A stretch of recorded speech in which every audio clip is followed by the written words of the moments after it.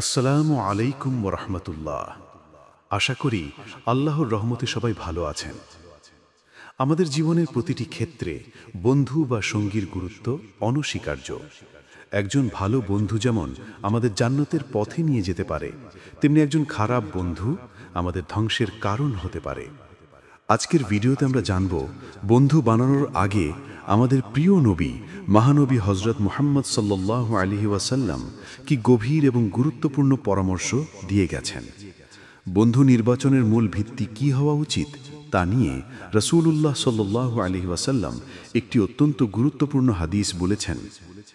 হজরত আবু হুরায়রা রাদিয়াল্লাহু আনহু থেকে বর্ণিত, রাসূলুল্লাহ সাল্লাল্লাহু আলাইহি ওয়াসাল্লাম বলেছেন, মানুষ তার বন্ধুর দ্বীনের অনুসারী হয়। সুতরাং তোমাদের প্রত্যেকের দেখা উচিত যে সে কার সাথে বন্ধুত্ব করছে। সুনানে তিরমিজি 2378, সুনানে আবু দাউদ 4833। এই হাদিসের অর্থ খুবই স্পষ্ট। আমাদের স্বভাব, চরিত্র, বিশ্বাস এবং আমল সবকিছুতেই আমাদের বন্ধুর প্রভাব পড়ে।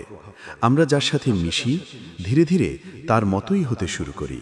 তাই বন্ধু নির্বাচন করার আগে দেখতে হবে সে কি আল্লাহ ও রাসূলের পথে আছে নাকি দুনিয়ার মোহে গাফেল। এমন ব্যক্তিকে বন্ধু হিসেবে নিন যে আপনাকে 5 ওয়াক্ত নামাজের কথা মনে করিয়ে দেবে, সৎ কাজে উৎসাহ দেবে এবং অন্যায় থেকে বিরত থাকতে সাহায্য করবে।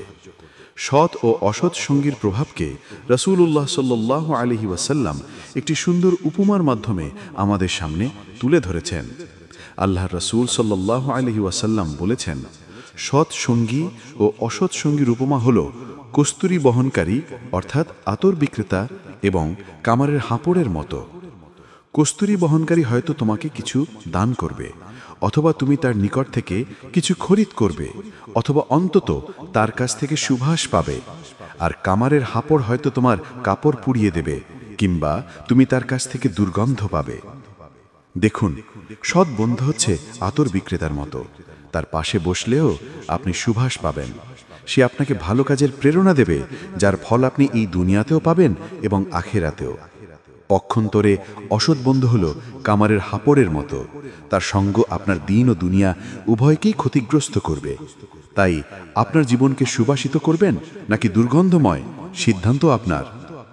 শুধুমাত্র দুনিয়া নয়, পরকালেও খারাপ বন্ধুর কারণে বড় অনুশোচনা করতে হবে।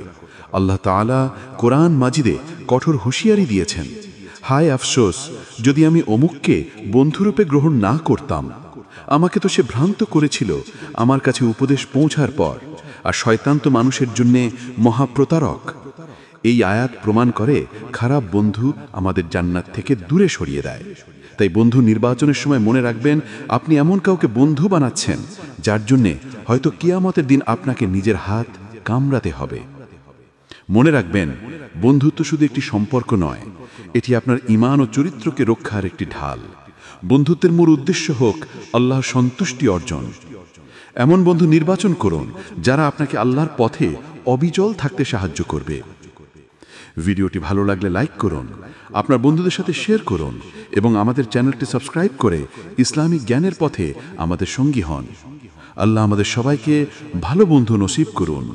আমিন। আসসালামু আলাইকুম ওয়া রাহমাতুল্লাহ।